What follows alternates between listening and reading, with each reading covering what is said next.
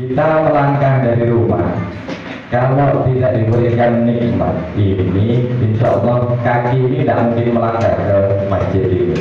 Makanya patut kiranya senantiasa kita mengucapkan syukur kehadirat Allah Subhanahu Wa Taala. Yang kedua, syukur itu juga kita harus ucapkan kepada Allah, alhamdulillah ala nikmatil iman wa alhamdulillah ala nikmatil Islam. Masih ada di dalam hati sanubari kita, masih ada di dalam relung hati kita iman dan Islam. Dan semoga iman dan Islam inilah yang kelak akan mengantarkan kita kepada surga Allah Subhanahu Wa Taala. Amin amin ya rabbal alamin. Ibu-ibu, bapak-bapak, Ramadan adalah bentuk keimanan kita kepada Allah Subhanahu Wa Taala. Tapi terkadang ada yang kita lupakan di sela-sela kesibukan Ramadan kita. Biasanya kita nih Pak, kalau sebelum Ramadan biasanya jarang sekali untuk kumpul sama keluarga. Jarang sekali untuk makan bareng sama keluarga. Kadang yang bapak-bapak pulang kerja sudah capek, kan bapak ibu-ibu juga sudah capek menyiapkan kegiatan di dalam rumah itu. Maka Rasulullah SAW berpesan, Ramadan ini jadikanlah tempat untuk madrasah kepada keluarga kita. Khairukum li ahli wa inna khairukum li ahli. Terus Rasulullah SAW itu bersabda, berbaik-baiklah kepada keluarga kalian. Maka contoh yang baik untuk kita tawadani tak lain tak bukan adalah Rasulullah SAW. Jadi bapak-bapak, Ramadan ini kan kata anak-anak yang libur sekolah pulang dari pondok, TPG-nya libur. Maka jadikanlah itu madrasah untuk anak-anak kita, keluarga kita, pantau mereka. Jangan sampai anak-anak kita harus menghabiskan Ramadan ini dengan tidur berlama-lama dan kalau malam main HP berlama-lama. Ramadan ini kan bulan turunnya Al-Quran. Maka sudah sepatutnya kita orang tua itu nyata. Rasulullah SAW itu menawi pulang dari manapun selalu menyempatkan menuju kamar Sayyidatina Siti Fatimah Az-Zahra. Lalu pertama Rasulullah SAW itu jelas kangen setelah kesibukannya sehari-hari, jelas kangen.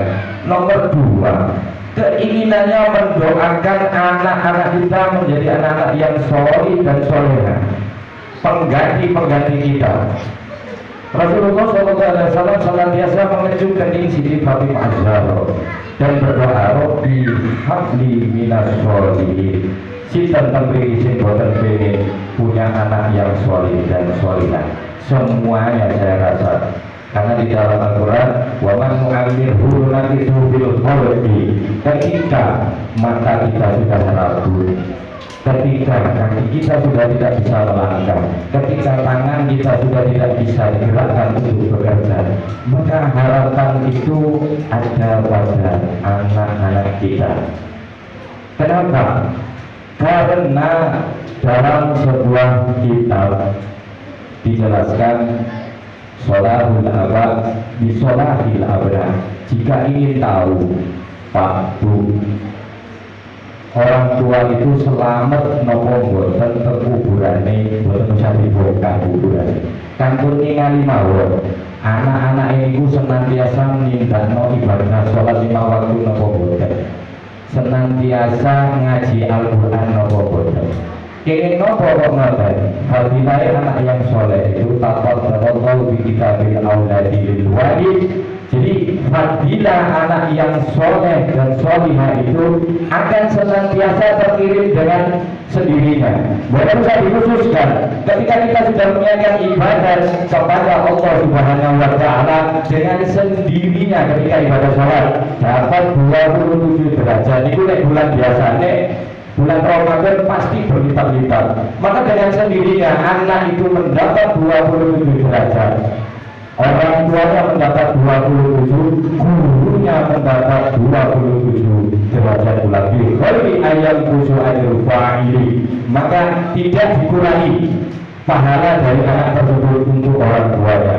Maka dari itu Pak, kami yang senantiasa mendalami agama tidak melarang anak-anak kita menempuh pendidikan S1, S2 dengan baik, tapi modali mereka dengan ilmu agama. Karena Imam Syafi'i dalam maqalahnya Hayatul fatah wallahi bil ilmi wa tuqa idza lam yakuna nasibu walidayhi. Seorang pemuda itu bisa dikatakan baik kalau mempunyai ilmu dan ketakwaan.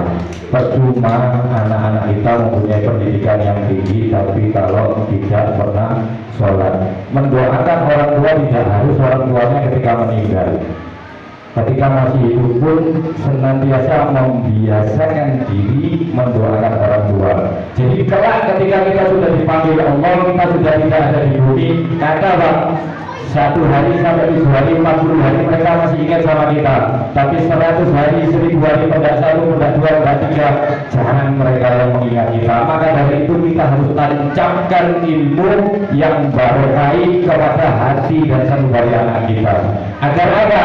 Kelak ketika kita sudah meninggal, kalimat yang akan senantiasa diucapkan oleh anak tersebut, Allahumma firli dunubi wa liwalidayya warhamhuma kama rabbayani shaghira. Semoga anak